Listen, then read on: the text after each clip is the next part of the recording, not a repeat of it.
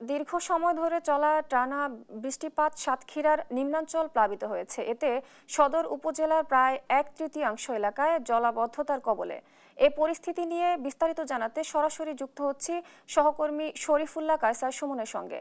সুমন, জলবদ্ধতার অবস্থা এখন কতটা ভয়াবহ এবং প্রশাসনের পক্ষ থেকে কোনো পদক্ষেপ নেওয়া হয়েছে কিনা আমাদের জানাবেন। স্নিগ্ধা, দাঁড়িয়ে আছি সাতক্ষীরা সদর উপজেলার খড়িবিলা এলাকায়। আপনার জানিয়ে রাখি যে একেবারে টানা 7 দিনের বেশি এই বৃষ্টিপাতে নাকাল হয়ে পড়েছে স্থানীয় মানুষরা। বিশেষ করে যারা কর্মজীবী তারা আজকে এই যে টানা বৃষ্টিতে কর্মহীন হয়ে পড়েছে এবং এখানে সাতক্ষীরার 1/3 এলাকা প্লাবিত হয়েছে। বিশেষ করে জলাবদ্ধতার পরিস্থিতির কারণে মানুষের অসুবিধাটা বেশি হচ্ছে।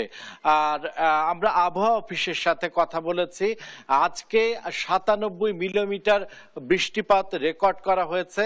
আর 1 তারিখ থেকে এই পর্যন্ত 313 মিলিমিটার বৃষ্টিপাত রেকর্ড করা হয়েছে এবং এই বৃষ্টিপাত চলবে।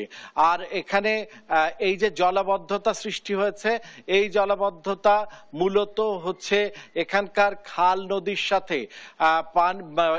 স্থানীয় যে জলাবদ্ধতা তৈরি হয়েছে সেই পানিগুলো সরে না যেতে পারার কারণেই এই পরিস্থিতি সৃষ্টি হয়েছে।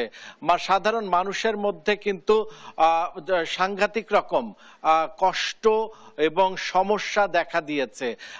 বিশেষ করে রোগ ব্যাধি নানা রকম দেখা দিয়েছে, ঘা, পাচড়া, চুলকানি, ডায়রিয়া। এগুলো আমরা স্থানীয় মানুষের সাথে কথা বলেছি, তারা এই জলবদ্ধতার জন্য প্রশাসনের সাথে কথা বলেছে।